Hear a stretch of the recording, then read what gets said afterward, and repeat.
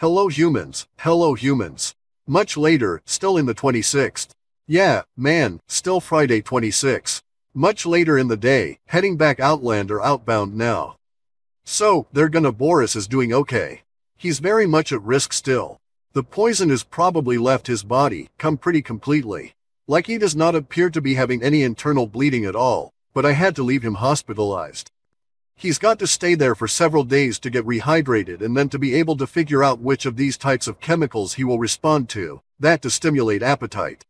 So, basically, it's super intensive GI support for a couple of days, and it was a weird medical mystery thing that I should probably talk about a lot after I get done suing these fuckers. In any event though, so I wanted to talk about a couple of other things. I'm not, people may think that I'm, being nasty to Carrie Cassidy, and I'm not.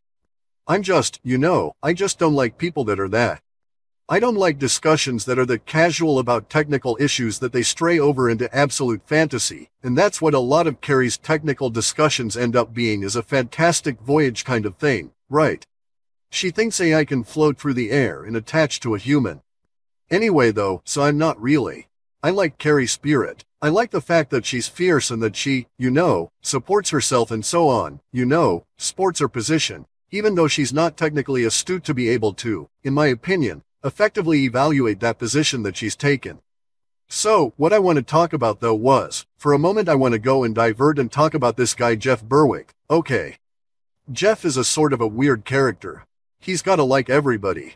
He's got a tainted reputation. He's now married, he's got a kid, he's an expat Canadian, living in Mexico. Basically, he's an anarchist and he's an inner capitalist and anarcho-capitalist. I think that's what they call themselves. He's an anarchist but he's a capitalist because he recognizes that capitalism is the only system that works. Anyway though, so, he had run across a particular book that was this apocalypse book, an apocalypse of Yankovic or somebody. Anyway, and so he started reading it. The book it's not even interesting to me because I've been into this shit for so long, and like Jeff's only in his 50s, right? So, I got an additional 20 plus years studying esoterica, actually probably 30 or 40 years because Jeff is only just now getting into it, right? He's only just now getting into the existence of the Elohim worship cult and all of that kind of stuff. Anyway though, the point here is to discuss the idea of critical reasoning and critical reading. They go hand in hand. So there's this thing called the trivial trivial trivium or three facets of life. And these are the three pillars of the mind. These are grammar where you understand what the words mean and have exact rules as to how the words should join together for communication, and then there's logic, which is rigid analysis of the thoughts that are being expressed in your grammar, and then there is, and the logic must always conclude with a self-referential success of approved, and then the final element is rhetoric. And rhetoric is the ability to understand grammar and logic and to use your grammar and your logic in a very specific kind of a way in order that you may become convincing. Well, Hawk just sitting there looking at me. So rhetoric is the ability to be persuasive. You can just think of it that way. The great orators from rhetoric we get oratory, which is the designed display of rhetoric, the actual expression of rhetoric. So you could be doing rhetoric and merely write it down and persuade people by writing, and you can put it in a Substack. People could read your Substack, and they could make the same conclusion that you do, or the conclusion you want them to make because this is rhetoric and you want to be persuasive. And then you take that rhetoric and you could persuade people via Substack and writing. If you were to get up and do a speech of it, that would be oratory, but oratory is a minor subset of rhetoric. It is not one of its own pillars. Hang on, what the hell? So it's not one of its own pillars. So the pillars are grammar, logic, and rhetoric. Anyway, so, I look at this book that had Jeff Berwick captivated for a while, and I see a whole bunch of red flags with it instantly because I know how to do critical reading, because I know how to do critical reasoning. So on the other side of the trivium is the analysis aspect of that, right? And so the other side of the trivium also begins with grammar, and it is the ability to analyze grammar, to see that the grammar is correct basically. So we have the trivium, which is, you can think of as the presentation of your ability to understand grammar, your logic, and your rhetoric expressed out. And then on the other side of that we have the reception part of that, the ability to receive that with what is known as critical mind or critical thinking. Sometimes also called critical analysis. And this is the ability to think appropriately about what is being presented to you, so that you're not just like a normie, and you don't just accept it and go with it. So you will note that none of our current generations are being trained in this shit, right? They stopped training it here in the United States before, in my lifetime. The only reason I was not affected by it was that I was educated every key point in my life in Europe, and I was educated in a formal military fashion, from ancient military traditions in Europe, and we did the trivium, right? We had oratory, we had critical reasoning, critical thinking. You would have to get up and debate. Debate is an aspect of these two, right? Debate joins the critical pre or the presentation with the critical analysis, or you go back and forth to determine what is factual, what is true. All of these things go to the idea of understanding our reality. So I've been trained in critical thinking, and then later on being a programmer. You really have to. This is what maybe a good programmer was. That I had those bases of understanding how to analyze and what the effects are, the steps and what you need to do and all of this kind of stuff, right? And so is a good programmer, but also programming further trains you in critical thought at very deep levels because you start recognizing design patterns in the larger scheme of things, right? Anyway, so critical thinking involves the ability to critically assess the stuff you're reading or hearing. So there's an aspect of this critical reading, which is really critical reception, because if someone is giving you oratory, you're not reading it, but you still need to think about it in an appropriate way, to analyze it, to make sure that they're not trying to snow you, right?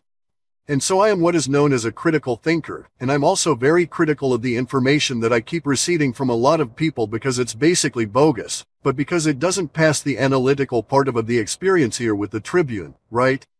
And so their use of the trivium, their use of grammar, logic, and rhetoric fails, and so when it fails, when it fails it does so under critical analysis you say, oh no, this is bogus. I don't need to go any further because from this point on all there. This is a beauty of logic, is that I can see certain things and say no, from this point on I don't need to see anything else. This person is offering because within the logic that they presented, here is an underpinning of the logic that has failed, and thus everything stacked on top of this underpinning also fails. So their whole construct of what they're trying to get across in their rhetoric is invalid, and mostly all of the shipping presented these days is all invalid, and mostly it's not being presented appropriately by people that have been trained to be persuasive, provide logic, etc., etc. So it's kind of amateur hour, right? Even worse than amateur hour, it's trials people coming out and try and shit, I'm not being denigrating, because they should try shit in order to be self-educating, cause they're sure as fuck not getting educated by the school system, especially not in these effective tools of life. Anyway though, so getting back to the critical reading or critical reception part of it, right? And so here we have this book that is presented to Jeff. He knows the publisher. He said he was going to talk to the publisher here during the Narco Poco conference and get some more information about it. But I investigated the book. I got a copy of it electronic. I got a copy of it printed. You do this as part of your routine, just to make sure that what's being presented in a written fashion is also being presented in the printed fashion, right? You always double check to make sure that there's not duplicity going that way. In other words, did they make a special PDF just for you and that book is not as that PDF is made? Out to you. You got to be critical about this kind of shit and make decisions about that, right? So with the book, Jeff is involved with this apocalypse of whoever the fuck, that person. That book is said to have had author unknown. Well, that's a big flag. Okay, if it's author unknown, are they? There's all different kinds of things. Reasons that an author might be not known. It might be that is an ancient book. And so I know a bunch of books that where we have a nominal author, so from a lot of Hindu books are so ancient. It says it is subscribed by history doesn't so, right? And so, that they're not really sure who wrote it, and it's so ancient that it emerged about the same time as this particular famous guy. So they say, well, this famous sage, had something to do with all of this, right? And so, if you find that you've got a book where they're saying, we don't know who wrote it and we're publishing it anyway, and there is no history of the attribution of this book, no history of when it first appeared, all of that kind of stuff, then that's a huge red flag, That is something that should be thrown in that instantly and violates critical reasoning, because books don't actually end up that way. So, if you read this book that Jeff is enthralled with, I read it, and I found that it was written by a Jewish woman. It was written by a Jewish woman in the last 5 years. Now, these are conclusions that I have made by the language itself in the book. The fact that they say this is ancient or could be ancient, we don't know who wrote it, and all this other stuff, is something that my critical analysis dismisses. It's not pertinent. It is in fact intended to persuade, and it's intended to persuade you to think that this book is valid, ancient, etc., etc., when it is not. You can tell by the language that it was written in the last 5 years. You can tell by the language that it was written by a female. You can tell by the language that that female supports the allergy worship cult if she is not indeed part of it, and also by the way in which the book expresses history, which is, so much as bullshit. So, I like books that say, we think possibly this could happen this way, and gives themselves the wiggle room on all of this. None of those kinds of things, none of those expressions are in this book that Jeff has gotten thinking about. Right, if you read in that book, it's always definitive, declarative statements.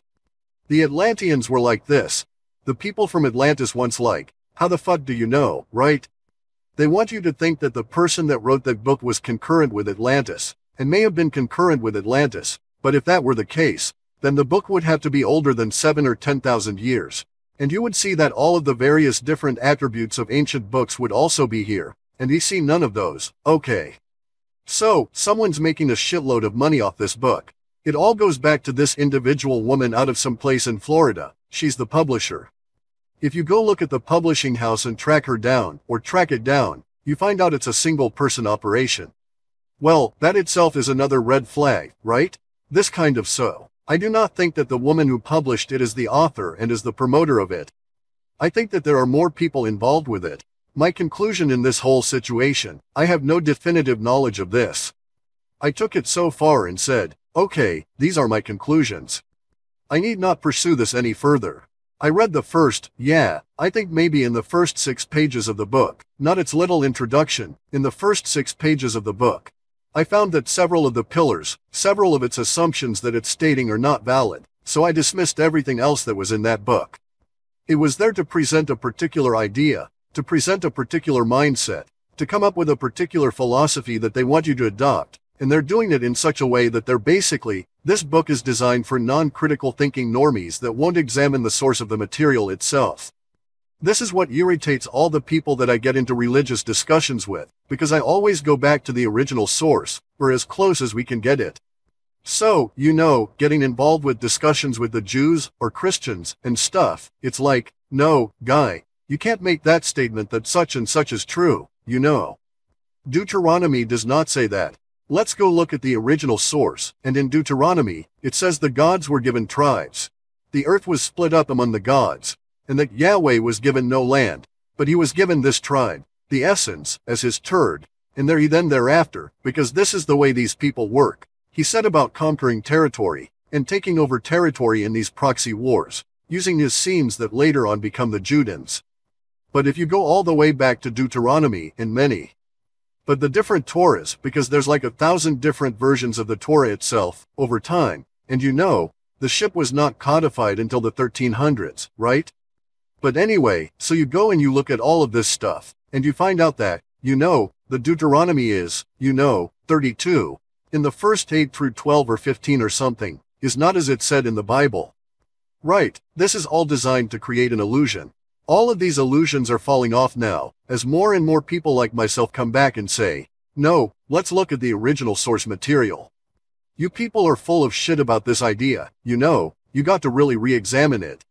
It wasn't said that way, it didn't exist that way, those words are not there, and so, it's like, okay, we now have a whole society that's starting to become critical thinkers. This is part of the hyper-novelty, is that as you get to the point where authority falls off, you have to come up with some mechanism for properly analyzing the world you live in, and so I would suggest, just as an aside, that if you had somebody that was a really good teacher, they could probably make a fairly good living here in the future. Just doing the trivium on both sides up to the aspect of debate and teach people critical thinking, whether through books or whatever, videos or this kind of thing. Anyway, though, so in critical thinking, you have critical reading, and so the very first thing you do with critical reading, just as I would do with a computer program, so if I'm given a new job or a new task and it involves computer code, The very last thing I will do in that particular operation is to read the code. Before I read the code, I'm gonna read all the change notes. I'm gonna read, find out who the personalities were, the history of the code involved, and this is what you should do with all the books you read. You know, how do you know there's not an Elohim worship cult mind control MK Ultra kind of thing that's been intruded into your life in order that you might be persuaded to have adopt a particular view? Right, dye your hair and chop your nuts off, that kind of thing. So you always examine they say you can't judge a book by its cover, and that is quite true, but before you judge that book, you had better judge that cover for what the fuck it can tell you about what's in the contents of that book. And so many of these books, you could, if you examined them quite appropriately, and did critical analysis at a metadata level of the book itself, that is to say you were really delving into the cover of the book, its history, etc. You may find that you don't want to read the book. It's not worth it, it's wasting your time. So, I got a shitload of books that I'll buy. I'll get into a couple of pages because it had passed part of, at least enough of the metadata analysis, its content analysis, its creation analysis, and its history analysis for me to be interested in the potential contents. And then, usually, when I get these books, mostly, they're not PDF, they're only print, that's why I have a bunch of these guys, but usually, when I get them, I'll read into them a few pages, and then I'll say, okay, there's the flaw, right? And see, these are not books you read for fun. These are books you read for education, for getting facts and so on. And if you find out that, oh well, sometimes they'll have an assumption or two that is wrong, but it doesn't necessarily invalidate their other conclusions and projections. Many books though, that's not the case. Many books, the very first flaw says, oh well, these people are goofier than fuck. So, anybody, even online, Dustin Nemos, right, he's a big Elohim worship cult guy, but he doesn't go into Elohim worship cult at all, when he's banging on the Jews, without understanding the Jews were victims, truly were victims, as much as they want to claim victimhood, they never claim victimhood about the thing that they legitimately can, which is 2,000 years of abuse by space aliens, leading to a Stockholm syndrome, masquerading as a religion and a culture. And that's, by the way, what got me turned into the Washington State Fusion Center, which is this, and blend of Homeland Security and what other kind of weird-ass organizations we got here in the state that I have been paying attention to. But anyway, the ADL and the APAC turned me into those fuckers, and they've been monitoring me for some time now. So, if you're following me, they're gonna look at your address and probably scope you out too. Sorry about that. Anyway, just the way our world is at the moment. So, like Dustin Nemos, he doesn't acknowledge the Elohim in the building, right, the gods in the Torah, the fact that it's all plural and that they all have names. And here's the thing we found, there are tens of thousands of names of the actual Elohim themselves. There's a lot of books that list hundreds and hundreds of them. I found one book that had 16 names listed of the Elohim, most of them ending in L, right. And so, we know a lot of the names. It's not just the few that are carried over in the Torah and the few that are carried over into the Bible. There's a bunch of them in the Talmud, if you know how to look for them. But there are also other ancillary books. So, there were over 1,000 copies of the Torah and over 1,000, not copies but versions. There were 1,000 versions of the Torah that were finally codified in 1300s, and that's when we see that the word Jews starts coming into things. Didn't exist until then. So, Jews were not part of the original Testament, not part of the Torah or the Bible happenings. There are a later event here. So, any book I run across or anybody's thinking that I run across, like Dustin Nemos, where he says the Jews did this, and he's assigning it to biblical time frames, back 2,000 years plus, that understanding is flawed. And so, any logic that uses that as one of its bases, one of its foundations, is necessarily flawed and can be discarded because the Jews were not involved in things 2,000 years ago in the Middle East. And so, you need a fine level of discrimination here. This level of critical thinking drives people fucking nuts. That's why a lot of people don't want to talk to me. I don't think that they dislike me, per se, but I am disruptive to their harmony, to their wa, okay? So, Japanese word wa meaning harmony. And so, I'm disruptive to them because I do critical thinking, and I express that critical thinking, and I say, no, I can't accept what you're saying because of, it violated. Your assumptions violate this particular aspect of our reality, or are not supported by it, or go. Your conclusions that are based on those assumptions are also invalid or likely to be invalid to the point that I needn't consider them, right?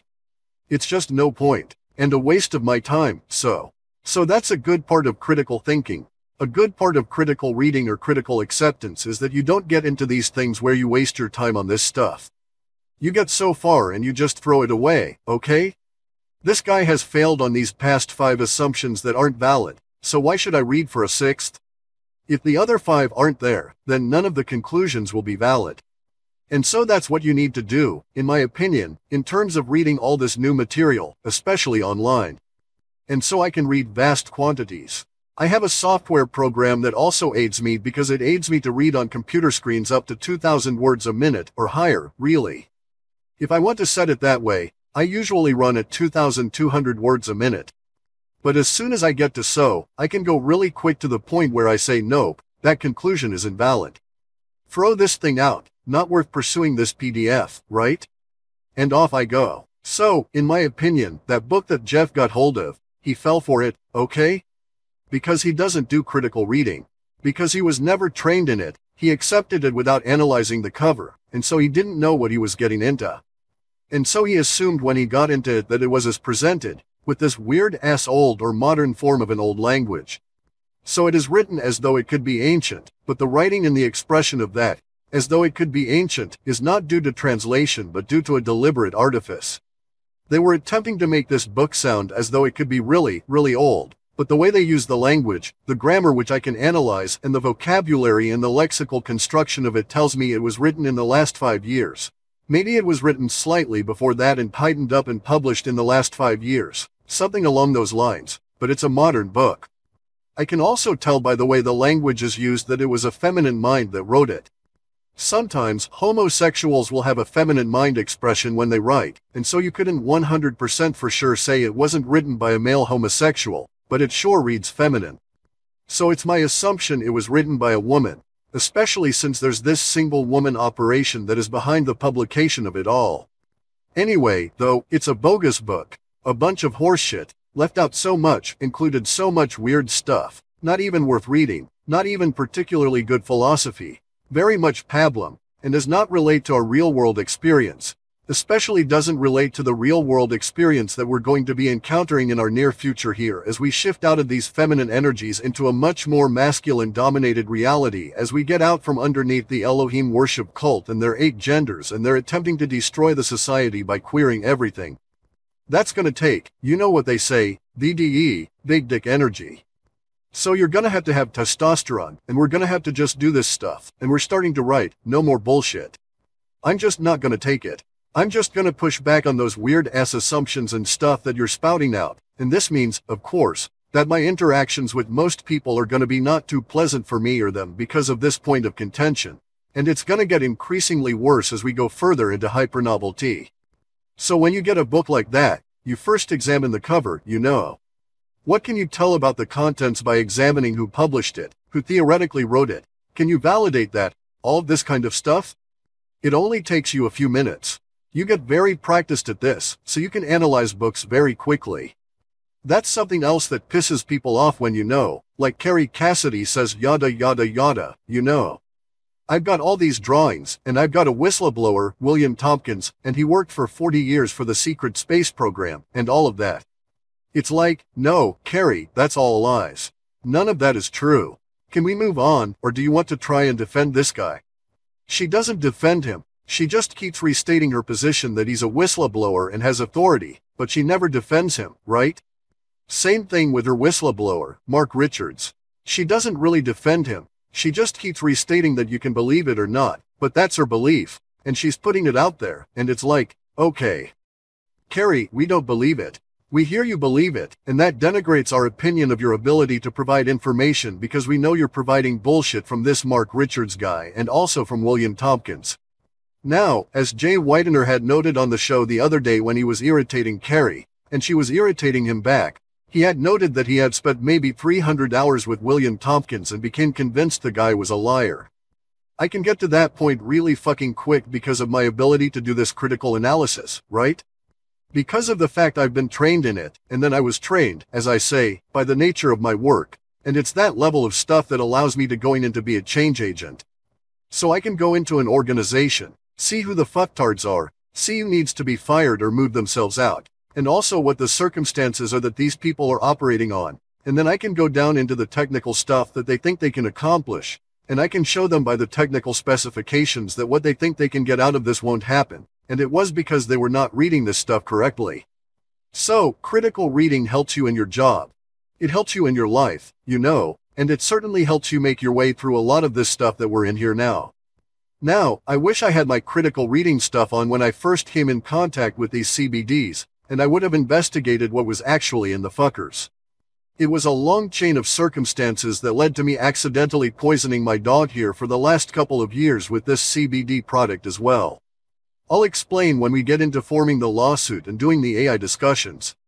I'm trying to set it up so I can do screen shares in a comfortable fashion and do a bunch of interactions with the AI, and then record it, so you'll be able to see it and duplicate these effects. Then, okay. And so, after you've done the critical reading for the cover, done the metadata analysis on the PDF, smooth your way through the people that might have produced it, that sort of thing, then you can actually get into the material itself. And in the material itself, you also apply a whole series of critical matrices. These critical matrices, again, you start by noting assumptions, noting casual stuff that otherwise, your mind's gonna pass by, and you'll see it in sentences where they say, you know, yada yada yada. This happened in such and such a time, and then they'll present some conclusion because of what they think that stuff meant within the nature of the context of that time. But then, in each and every one of those cases, you need to, until you're satisfied that that particular author has done their due diligence and is not presenting you with some wild-ass horseshit idea. Then you'll have to examine their assumptions and say, okay, so in the first chapter, what are they telling me in a hidden fashion about their assumptions, right? And so, like, one of the first flags there is in that book with Jeff, is that they start talking off about the Atlanteans. Okay. Atlantis, well, we do not know what the fuck those people called themselves. We don't know what the name of their city was. Plato is our source for that word, Atlantis, and if you go back into the Greek and into the descriptions from there, it may be that he is just simply saying it's Atlantis because it was reachable by the Atlantic Ocean, and not the name that the people provided themselves. And then, that book just starts going really fucking bizarre by all of these kinds of assumptions. So it's like, I'm meeting somebody, and they come down, and they stand here, and they're a space alien, and they say, hi, I'm Bob from the Pleiadium, or I'm Paul from the Pleiades, you know, I'm a Pleiadian, I'm from the Pleiades. And it's like, okay, but get this, dude, Pleiades only exist as a constellation from Earth, so what do you people really call yourself?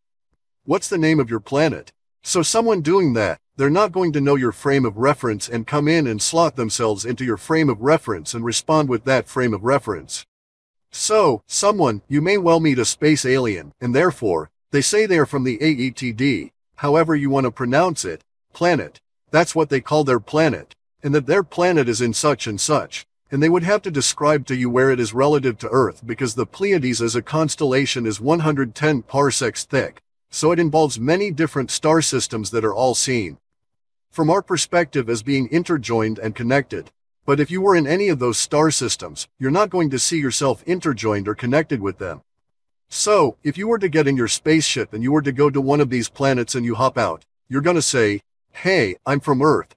I'm from this particular solar system, which is gonna be meaningless to those fuckers, because you're giving them your frame of reference, and you would not know unless you spent considerable time with their social order. You would not know what their frame of reference was for your location. So you can see these kinds of things being written in books. So, any book that tells me that, you know, Atlantis was like this, other than saying we think it was located here and giving you the whole history and all of that, any other book that comes on up like this apocalypse book that Berwick could come across where they state it as a definitive conclusion or a declarative statement, these guys are full of shit, it's bullshit, I can just disregard it right there. I read through it enough to ascertain that the point of it is an apology for Judah is okay, the whole book. It's an Elohim worship cult supporting background material, basically. And so it's like, oh hey, this one has a real agenda to it. They are using rhetoric. They're trying to be persuasive, and they're trying to be persuasive around absolute horseshit, which, as we see with Jeff Berwick, is accepted.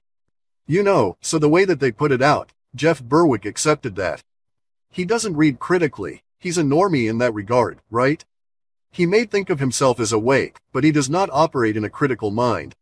He just bumbles along like any other normie and sort of reacts to what he's exposed to. What I do, though, is I don't usually react, I respond. So, I'll analyze before I respond, and thus we get an entirely different dynamic when we approach things that way. And so, I'm not falling for this Apocalypse of Yankovic or whatever the fuck it is, book.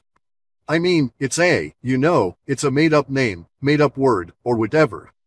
So, there's a lot of that right out in the woo world. Most probably 80 to 90% of all the woo people I disregard. They're full of shit, right? They're trying to make a presentation, trying to make their own money, regurgitating stuff that has no logical or factual foundation, and they're just regurgitating it as though it does in order that it serves their purpose of selling their books or whatever. That 80 or 90% though, there's about 10 to 12% in there somewhere, of all the woo people that don't do that do have some level of critical analysis, and do attempt to put out like accurate kind of thing where they list their assumptions or at least discuss them, and these kinds of things in the books. So, there are esoteric books, but here's the thing, guys, anybody that is writing that way is not writing in what you guys will think of as a pleasant manner. They'll be writing as though they were presenting technical material. So, you'd be very much like reading a technical manual, as you see when you get into thinking and destiny. It's not like a book you read for enjoyment, right? It's not like a book of the month club novel or something. It's very much technical, very, very deeply technical, and is presented that way. And so, most of the books I favor are that way. They are self-referentially contained, and their metadata supports that, So, it becomes an interesting situation here when you start getting into it, and you'll start saying, oh, well, shit, I thought this book was legit, and then you look into it just a little bit, you find out, oh geez, you got to throw that out, right? And so, the thing is, they're counting on the fact that you won't be able to throw out an idea once you've taken it on, which pretty much the case, most ideas you take on, you keep. So, I'm gonna be stopping for fuel here and have to go and do some chores on the way home. Then gone so long I'm gonna have to stop and pick up some food, and then maybe I'll do another one of these discussions after that. Anyway, though, so critical reading, critical thinking, critical reception is the way to go. You got to be a critic. You got to be critical about this stuff. We're all critical, or we should be, in life, and if you're not, you get taken advantage of all the fucking time. And if it happens often enough, then you get it, right? Something will come and eat you because you're so fucking stupid. You're not awake and aware of what's happening. So, I do not think Carrie Cassidy is awake, alright? So, she thinks she is, and I know that she is simply not aware. She knows some things, but it hasn't percolated enough that it altered her ability to analyze everything when she found out how many deep fakes are and are never done in the social order. So, 9/11 was a deep fake, Kennedy's assassin, so we live in a really fucking brutal reality, and to ignore that, to have this Pollyanna view of things, is a lack of critical thinking, and it dooms you to being one of the cattle. So I don't really associate with the cattle.